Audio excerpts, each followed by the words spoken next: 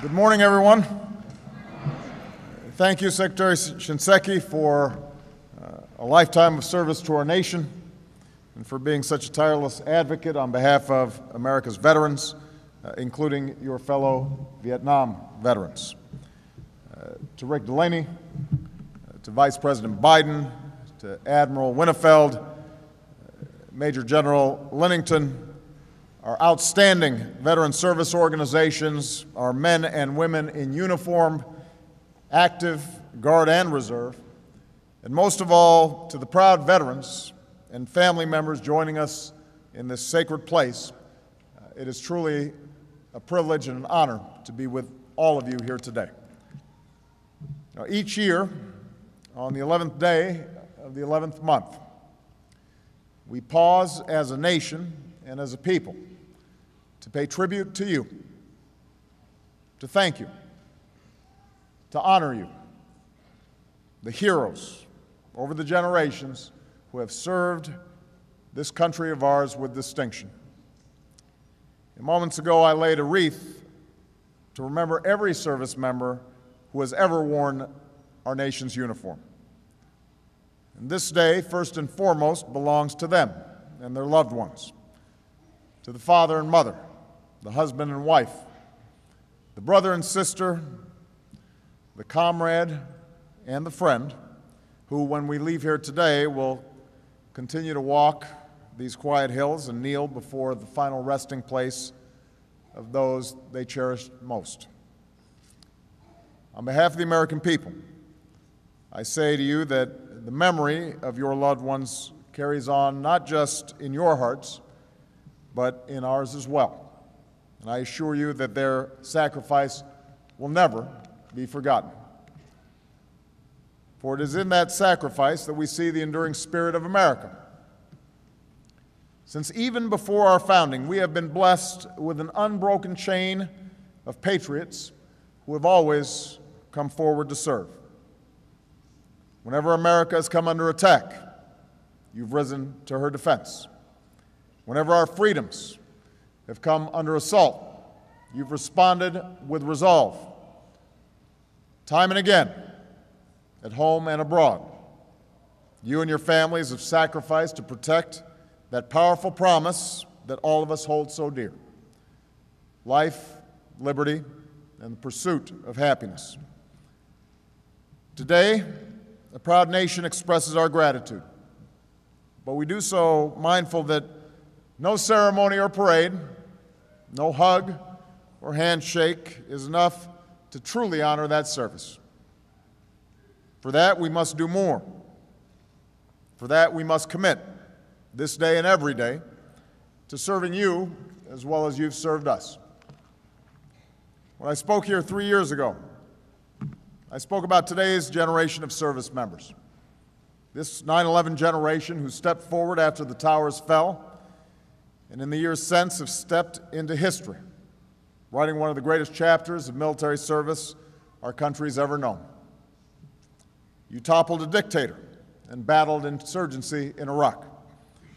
You pushed back the Taliban and decimated al-Qaeda in Afghanistan. You delivered justice to Osama bin Laden. Tour after tour, year after year, you and your families have done all that this country has asked. You've done that and more. 3 years ago, I promised your generation that when your tour comes to an end, when you see our flag, when you touch our soil, you will be welcomed home to an America that will forever fight for you, just as hard as you've fought for us. And so long as I have the honor of serving as your Commander-in-Chief, that is the promise that we will never stop working to keep. This is the first Veterans Day in a decade in which there are no American troops fighting and dying in Iraq.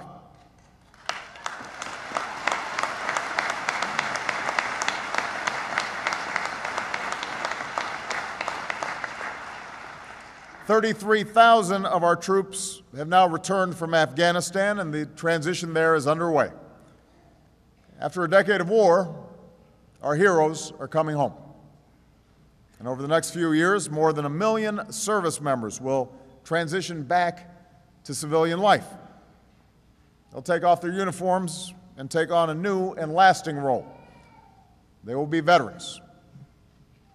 As they come home, it falls to us, their fellow citizens, to be there for them and their families. Not just now, but always. Not just for the first few years, but for as long as they walk this earth. To this day, we still care for a child of a Civil War veteran. To this day, we still care for over 100 spouses and children of the men who fought in the Spanish-American War. Just last year, I came here to pay tribute as Frank Buckles, the last remaining American veteran of World War I, was laid to rest. Frank stepped up and served in World War I for 2 years, but the United States of America kept its commitment to serve him for many decades that followed.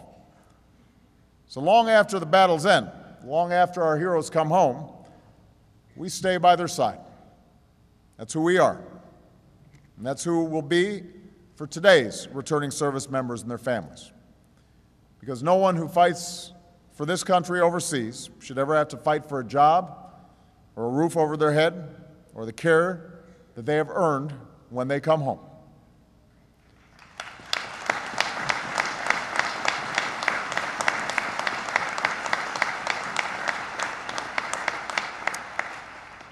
We know the most urgent task many of you face is finding a new way to serve. That's why we've made it a priority to help you find jobs worthy of your incredible skills and talents.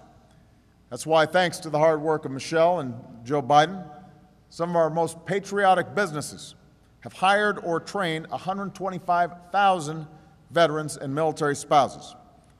It's why we're transforming, for the first time in decades, how the military transitions service members from the battlefield to the workplace. And because you deserve to share in the opportunities that you defend, we are making sure that the post-9/11 GI Bill stays strong so you can earn a college education and pursue your dreams.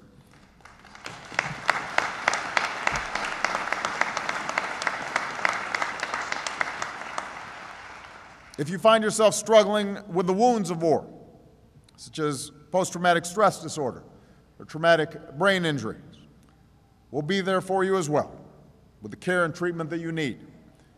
No veteran should have to wait months or years for the benefits that you've earned, so we will continue to attack the claims backlog. We won't let up. We will not let up. And as we mark the 50th anniversary of the Vietnam War, we have secured new disability benefits for Vietnam-era veterans exposed to Agent Orange. You needed it, you fought for it, and we got it done.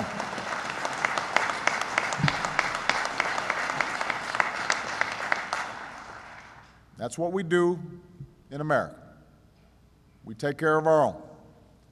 We take care of our veterans. We take care of your families.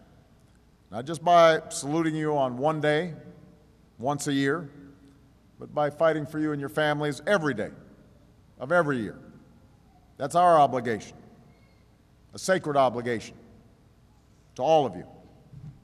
And it's an obligation that we gladly accept for Americans like Petty Officer Taylor Morris. 6 months ago, Taylor was serving our nation in Afghanistan. And as a member of an explosive ordnance disposal team, his job was one of the most dangerous there is: to lead the way through territory littered with hidden explosives, to clear the way for his brothers in arms. On May 3rd, while out on patrol, Taylor stepped on an IED. The blast threw him into the air. And when he hit the ground, Taylor realized that both his legs were gone, and his left arm, and his right hand.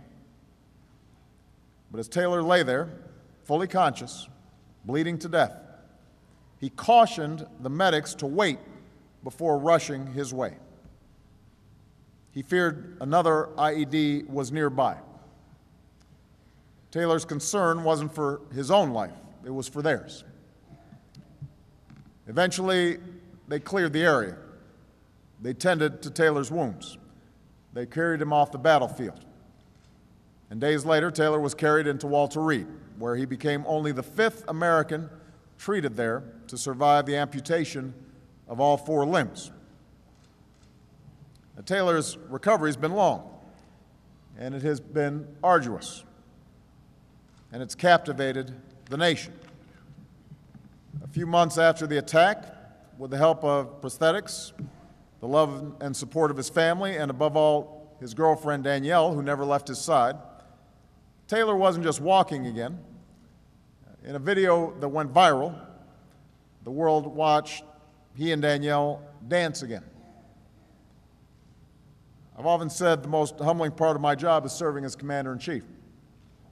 And one of the reasons is that every day I get to meet heroes. I met Taylor at Walter Reed, and then in July at the White House I presented him with the Purple Heart. And right now, hanging on a wall in the West Wing is a photo of that day, a photo of Taylor smiling wide and standing tall. I should point out that Taylor couldn't make it here today because he and Danielle are out kayaking.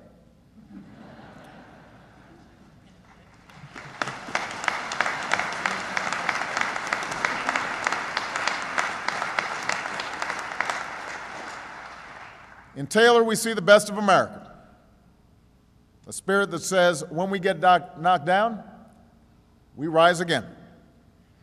When times are tough, we come together. When one of us falters, we lift them up.